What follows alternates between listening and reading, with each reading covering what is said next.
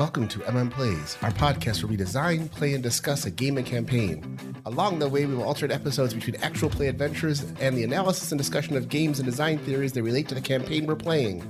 For this campaign, we'll be using the mechanics of CotS Prime, designed by Cam Banks. We randomly selected a theme and ended up with swashbuckling high school urban fantasy. So join Plays as we explore and enjoy a new campaign. And now for the introduction of our players. My name's Chris Nizak, and I'll be playing Silas Flameworth, son of the Flameworth family with a frozen soul that's not my own. I'm Old Man Logan. I'm playing Henrik Gunny Gunderson, a normal teenager who's about to discover something extraordinary. My name is Jerry, and I'm playing Santiago Zircon. He is the rebellious and reluctant scion of a powerful magic family. I'm Phil Vecchione, and I will be your GM.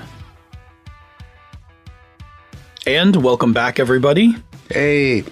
What's up? Woohoo! Thank you. To get us ready again for our next session, I have once again prepared the table.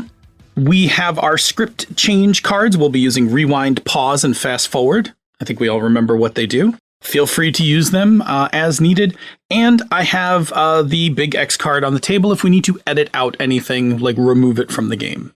Again, feel free to use script change, not even just for safety, but if you want to do a little content editing as we play. And again, the X card for yeeting, as the youths say, yeeting any content out of the game. Yeeted and deleted, man. Yeeted and deleted. We pick up with the epilogue to story 1. When we last left off, Gunny had just received his father's axe from the dude bro fuckboy angel, who was very happy to hand you the axe and, as the youths say, yeet himself out of there to head off for his hot date. I feel like he should have had a Californian accent. Like, I mean, brah, like, I just wants to get out of here because I got me a hot date. It's possible. I'm like, brah, man, I gotta get out of here because I got me a hot date. There we go. That's better. Yeah, I feel like he just, whatever accent helps, so to speak, right? Imagine it any way you like. Phil doesn't do accents. I don't do accents. It's fine. I'm not the voice guy. That's the other GM. What the hell just happened? You look different, like very different. Yeah, I feel different. Who's going to explain what is going on? Perfect. With that hard cut, you guys are back inside the school. You are all sitting in Mrs. Cortez's classroom when someone comes up to the door, and it immediately catches Silas's eye. In his pressed coat with his perfectly coiffed hair, it is none other than Silas's father, Victor Flameworth. And the door opens, and he walks in, and he's like, Miss Cortez, good afternoon. Thanks for calling me. And looks, and he's like, gentlemen. I stand perfectly still straight up with my eyes forward because this is an official situation, and I know how to behave in these situations. He's like, good afternoon, Silas. Good afternoon, Father. If you two gentlemen, and Miss Cortez, if you would excuse me for a few moments, I would like to speak to Henrik here. T kicks his feet down from where he's had him propped up on one of the desks and just stands up and shuffles out of the room without a word. I follow him. Miss Cortez follows you guys and closes the door. And she's like, do you guys want to pop or something? Yes. She's like, come on. Can I have a water? She's like, sure, it's on me. And she takes both of you down to the cafeteria where there's a couple of vending machines. Thank you. So Mr. Flamesworth comes over, takes Mrs. Cortez's chair and brings it over to where you are and sits down and just crosses one leg over the other, puts his hands together on his knee. And he's like, I'm sure you have a lot of questions right now. Yes, sir, I do. My name's Victor. Mr. Flameworth is fine for this conversation. I'm Silas's father. Oh, okay. I'm also a mage. Oh, okay. So that's a thing? Yeah, that is a thing. And that's what I want to talk to you about right now. So I am, and actually so are you, part of a magical civilization that lives hidden among the world that you knew up to about an hour ago. Checks his timepiece as he says that. You are also a magical being. In fact, your lineage is that you are an air elemental. An air elemental. Sure. I'm human, but my magical lineage is, hence my last name, is based in the element of fire. And your other friend, I forget that young man's name, but he is clearly, based on the look of him, he is clearly an earth elemental. Okay. Can I ask you a question? That's exactly what I'm here for. Please. Can we make it go away? No. We cannot make it go away, I'm but stuck with it. yes, yeah, because that is who you are. But let me tell you that not everyone can see you in the way that you're seeing yourself right now. So, like my mom? No, your mother will only see the person that you were this morning. In fact, humans who do not have magical powers cannot see you as anything other than your human self. Only those that are magical can see you as you truly are. Okay. I guess that's good. Yes. And you're probably wondering how this came to be. Yeah. Okay. So again, a lot of this is going to come as a shock to you, but mages, elementals, things of that nature, things that you've heard fairy tales and stories about and things like that, have been around through all of history. Not the history you know, human history. We have existed alongside of humans, in secret, helping humans for the most part, sometimes hiding from humans, but our community has existed within the human community. It has its own history, it has its own traditions and legacies and things like that. Legacy of which you are part of because of your father. Your father is an air elemental. How do you know that? He was normal as far as I could tell up until he passed away. A couple of things. Let me answer these carefully. First of all, your father is not dead. Whoa, hey, whoa, hold on. Your father ran away.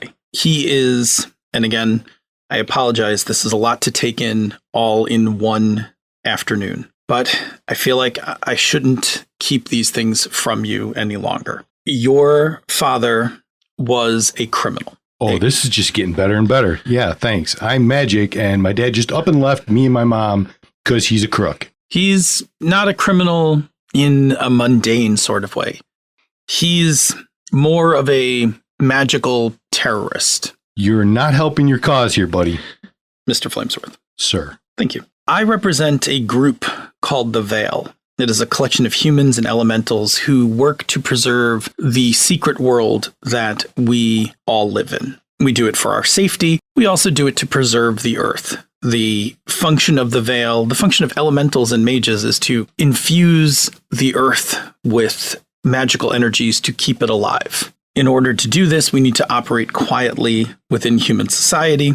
And there are rules about how we use our powers, what we can use them for, all of that. In fact, that's what this after-school club that Mrs. Cortez runs is basically the beginner's class for learning our culture, our rules, those kinds of things.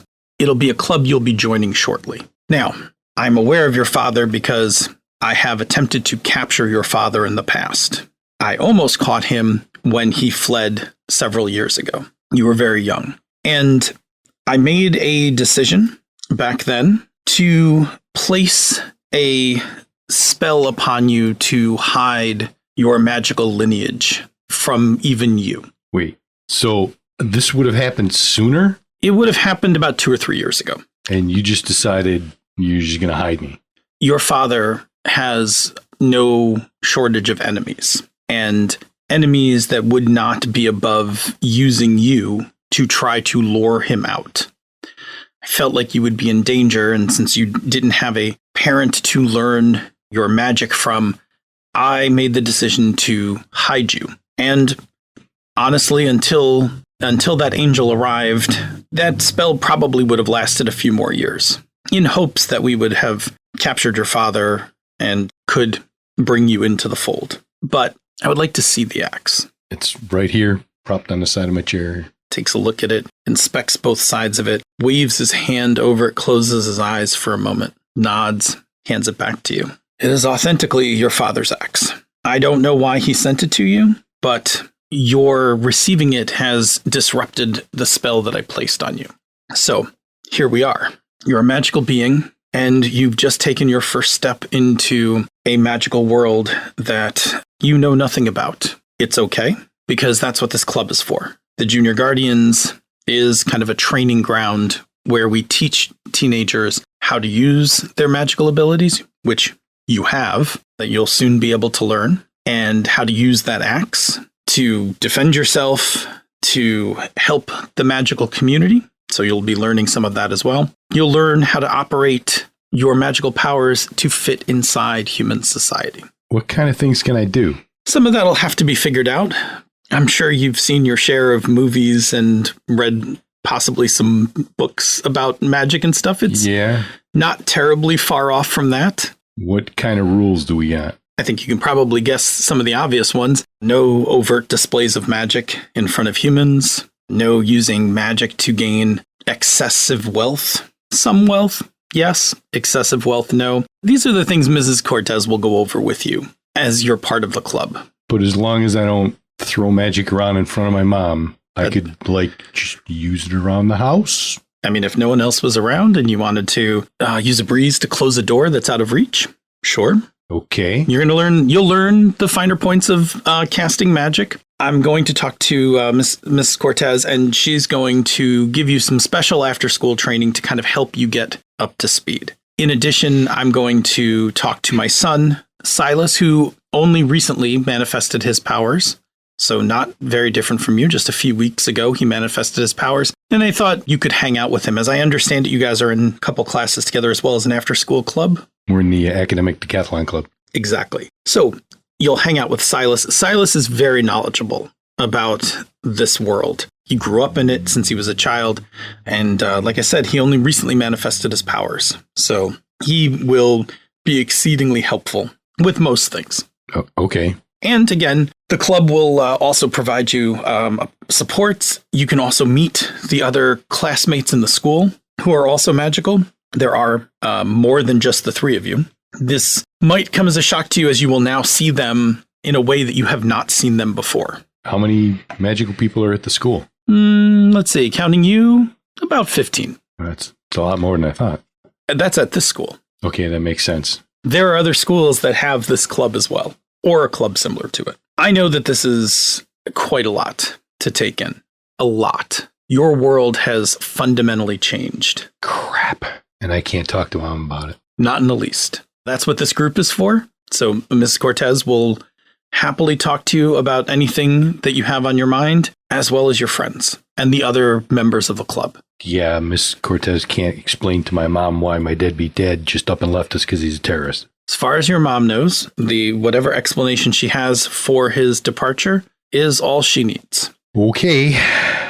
I don't say this lightly, but now that you have entered this world, you will be carrying a certain amount of secrets forever. We move through this world secretly. We operate behind the scenes. We meet in secret. Your life is always going to, from this point on, contain a certain amount of secrets. Don't have a choice, I guess. So, okay. Unfortunately, you do not. If you wish, I can offer you a small potion to help calm your nerves right now. But I can tell you that, honestly, you're going to, at some point or another, have to work through this. I already know a therapist, but that isn't going to help. If you need a new therapist, somebody who is one of us, we can find you that person. Okay. In the meantime, please hang out with my son. Let him share his knowledge with you. Again, he is exceedingly knowledgeable about our world and our culture and our history. He'll be a great place for you to start. Okay. Do you have any other questions for me? I don't think so off the top.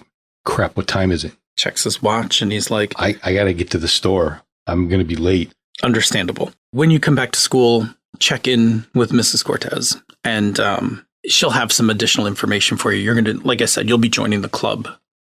She'll have dates and times for club meetings and things like that. But if you need to get home to your mother, go ahead and leave now.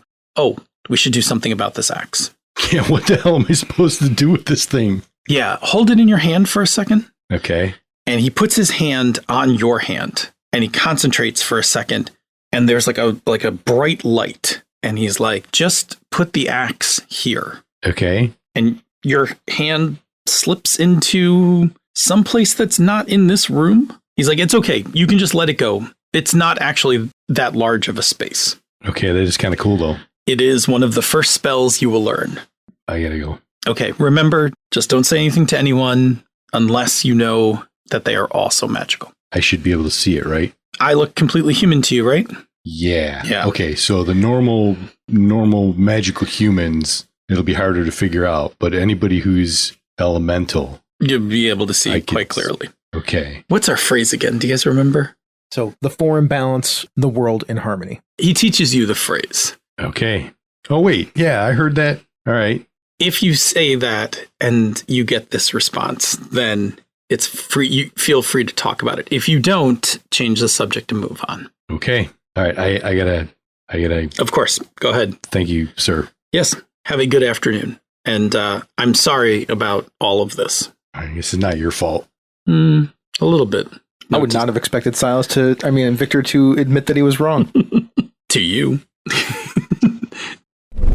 When you guys come back with your drinks, Mr. Flamesworth pulls Miss Cortez aside, talks to her for a few minutes, and she nods, and they have like a little chat back and forth for a few seconds. Do you guys say anything? Gunny's not here.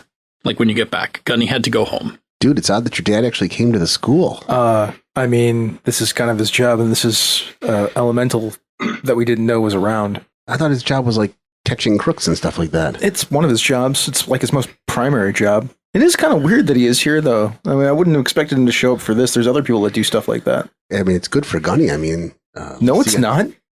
No, you had somebody tell him what was going on, man. Sure, of course it is, but there are better people to tell him what's going on than my dad. I don't know. Your dad has that air of like My dad is terrifying. a little bit, but I mean, even I think your dad like has gravitas. Yeah, for terrifying people. I'm not afraid of him. I think he's kind of. You're only not afraid of him because you haven't done anything wrong. Your dad's kind of cool looking, man. I mean, I guess that seems weird to say. I mean, he's a good face for. Do you think for your the Veil. dad's cool? Not really. So there you go. Okay. Your dad's like a All right. lovable dork, though. Yeah, I guess. Yeah. Have you met my dad? You've No. met my dad. Oh, have I? Oh, yeah. Oh, yeah, you've met my dad. We've known each other Yeah, for years. I think your dad's cool too, but you don't. No, that's true. I kind of wish my dad was more like your dad. But your dad looks cool. You have to admit, your dad looks cool. I mean, he's super well dressed and he has $1,000 Versace suit or Yes. like $5,000 Versace suit on. I mean, I wouldn't be caught dead in it, but you know. He literally looks like an evil mage. Yes. Silas, What? Yeah. Hi, Dad. please come sit with me over here. Sure. So, big day today, huh? Yeah. Yeah. I fought an angel. Yeah, that's impressive. I mean, I survived an angel? Also impressive. I expect no less. Well Of done. course. Yeah. Thanks, Dad. I need you to do me a favor. Uh-huh. I need you to spend time with Heinrich. Is this like a veil thing? It is now. Yeah, of course I'll do it then. So I'm going to tell you something about him. Okay. He knows this, but I'm going to tell you so that you're aware of it and why I'm here. All right. Years ago, I made a decision to protect him when he was in middle school. I placed a spell on him to hide his lineage. I'm not going to go into the details why. He can tell you if he likes, but I had my reasons for doing so. I give my father like this weird look like, that sounds like you broke, like a look that, I don't say this, but it's the look that's like, that sounds like you broke the law of the veil. It was sanctioned. Okay. A decision was made. It was my decision to make. I made it. It was supported, but I'm less sure that it was as good of a decision as I thought it was when I made it a few Why? years ago.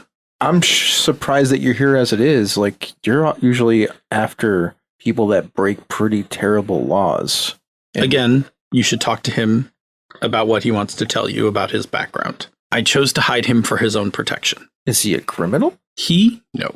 Okay. Leaves it just at that. But in hiding him, I've put him at a disadvantage. He didn't have family that was going to be able to support him when he manifested, which of course he did. And now he is... What you're saying is his mom's not magical. Correct. His mom doesn't know that he's magical? No. I'm not even sure his mom knows that her husband was magical. So Dad was magical. It's about all I'm going to say on that subject. Where's Dad? That's about all I'm going to say on that subject. Okay. Let me simply say this. If I knew where he was, it would be a different story. So you didn't catch him and throw him in prison. Just looks at you. Fair enough. I'll just ask Henrik. It's fine. Thank you. I would like you to hang out with him, and I'd like you to help him get accustomed to our world. You're exceedingly knowledgeable. You have had years of study on the Veil, our history, our culture. He's going to need that help. You know, this is the most you've talked to me in 2 weeks. It's been an interesting 2 weeks, hasn't it? And he looks over to the archery bag sitting on the floor. Yeah, it's been a bit of an interesting 2 weeks. That is a whole other conversation we are going to have at some point. Okay. Not today. Okay. He's going to need magical friends. Sure. And since you know what it's like to awaken recently, I thought you'd be a good place for him to start. Like I said, I'll do it. Good. Help him join our world. We need him to get accustomed to our ways and to be part of the world. We don't want him becoming a renegade. Which you sense the way he ends that sentence is like not with a period, but a ... Absolutely not. That would be terrible. I wouldn't want to see anyone fall down that path. Correct. Good. If you like, I'm going to head home. If you want to stay, feel free to stay a bit longer. Oh, we have club after school. Yes. Well, stay for club. I'll see you at dinner. Okay. He gets his coat, puts it over his arm, heads out the door. While that's going on, T, Ms. Cortez sits with you and says, well, we've had certainly an afternoon. Nice job finding the source of all that wind. We made a pretty good team. Let's face it, Silas knows a lot more about the Veil, and that's pretty impressive. Well, I'm hoping your team has room for one more. As you know, Gunny's going to need to find his place in our community. Yeah, I kind of guessed that. It's always a shock when you suddenly find out you're part of the Veil. Yes, and he's probably about 2 years late discovering it. So our job is going to be to get him accustomed to our world. He's joining the club, obviously. Good. And I'm hoping that he will fit in with you and Silas. I think so. I don't see why not. I know that Silas and Gunny know each other through classes. I don't know if you were already friends with him or... I mean, I've seen him before. I don't know that we ran in the same circles. Okay, well... I know his mom makes a mean chalupa down at that little store of hers. It's time to extend that circle a bit. Good. Help him fit in. He's going to need a lot. You know, you had your own struggles when your powers manifested. Imagine not even knowing that it could potentially happen to you until an angel hands you an axe. I mean, he's got a pretty cool axe. No, it's pretty nice. Yeah, we'll help him. Good. This is actually important stuff. She laughs and she's like, yes, this is actually important stuff. He kind of nods and looks over his shoulder and looks out at Silas. That's how we bring the epilogue to story number 1 to a close. Let me run through a few housekeeping things.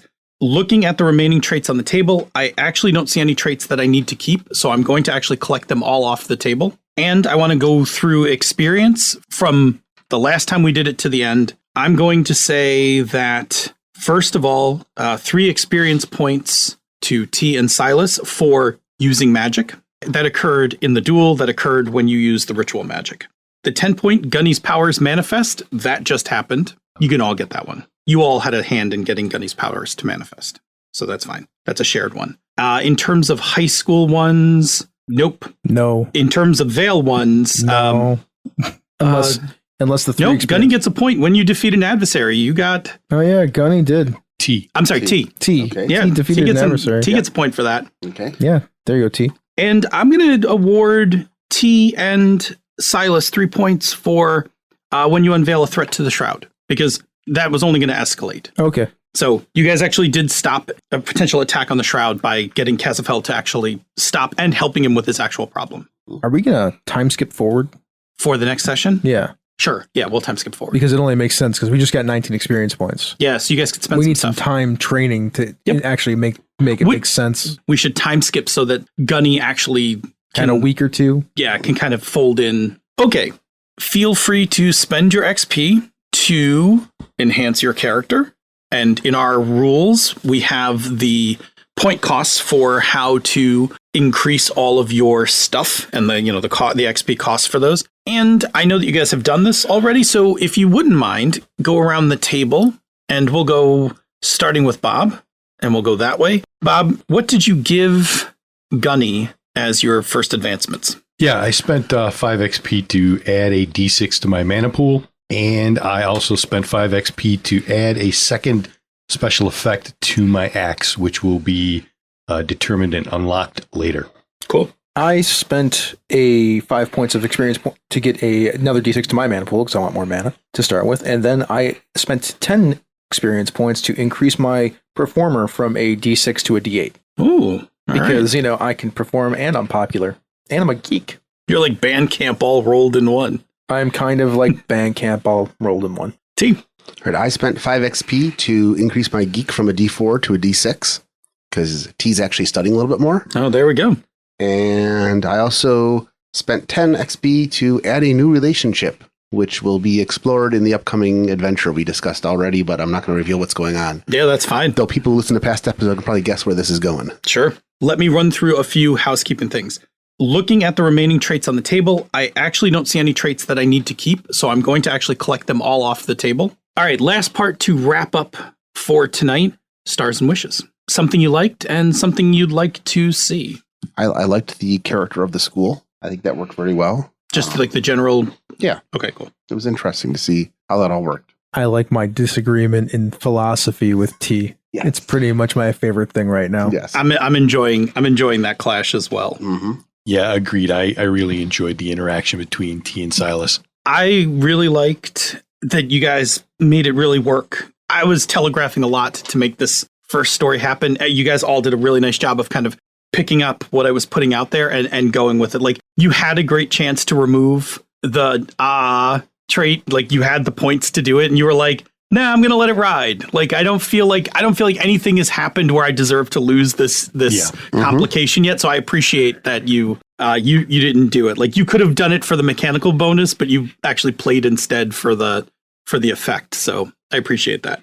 And I think you guys did great as balancing, like, you both felt like high school students and now part of this like magical high school thing. I thought you guys fit into it really well, especially in our first session where we haven't really established much yet. We established a lot today. Yeah, we did. Yeah. Oh, yeah. Yeah, we did. Wishes. Things you'd like to see. Things you'd like to see happen. I like to meet more members of the club. Yes, I would also like to meet more members of the club. That's not really, I suppose, my wish, though. I'd like that we fought something with scale right off the bat, just to show like how big things are out there. I'm also looking forward to fighting things that are on our level. Yeah. Yeah, that's perfectly fine. Mm-hmm. I wish to get the dueling thing down better, too. I really liked the feel of it. I liked the clash back and forth kind of thing. So once we get polished at it, I think it'll go really well. I like where we have it. But yeah, I agree. It'll be nice to polish it up. So but I thought it was cool. So what is the difference between dueling somebody and just attacking them? There's a lot, actually. You can get more mana out of it. You can assess potentially better stress hits to people from it. You can keep them from getting more mana back, too. You can generate more mana quickly from a duel. Okay. That's one of the bigger advantages of it. I did think it was pretty anime that, like, just, as soon as it was like, you're wasting my time, and he, like, rushes at you guys. So the intent, and we screwed this up a little bit for that, was you won that duel, right? Mm-hmm. Like that first exchange. You get a D6 to your pool or to step one up and the effect die. Mm-hmm. So you get double mana, essentially. Okay. That's one of the biggest reasons to duel somebody. Gives you more mana to play with. Yep. Now, could I take in that second D6 and use it to bump up my D6 to a D8 instead? Yes, because when you get that D6, you'd either get a D6 or step up a die. Okay. Yeah. If you have a die. Yep. All right, so we've got more members of the club, which I'm pretty sure I'm going to go ask the Slack room to, I think I'm about to go make a... We got a couple already. There's Archie Blake, and then I mentioned somebody in the thing called Everson. After that, then pick whoever. Yeah, I'll have the Slack room make me like a couple. I'll ask them if they'd like to contribute. I wrote down a name list and started dropping names. What about you? What are your wishes, Bob? I'm definitely looking forward to finding out more about what the hell just happened. I am... no worries there. As Gunny, I am blown away. Pun intended. For me, I think for my wish, I don't know. I really like you guys did a great job tonight. Like, I'm not surprised. Like, I've played with you guys forever. I think wish-wise, I'm looking forward to having you guys all in one scene. I did not mind juggling Spotlight and stuff tonight, but I'm looking forward to giving you guys, like, a thing to tack on to Chris's, a high school appropriate thing. In this case, the Angel was obviously something a bit more powerful, but I got, like, a thing behind the scenes about that. Yeah, I'm interested to see the rest of the high school thing, too. Like Miss Cortez, there are lots of teachers that T actually respects and likes. Just not the gym teacher. It was funny. It just gave me a chance to be like, dude. Be nice. Yeah.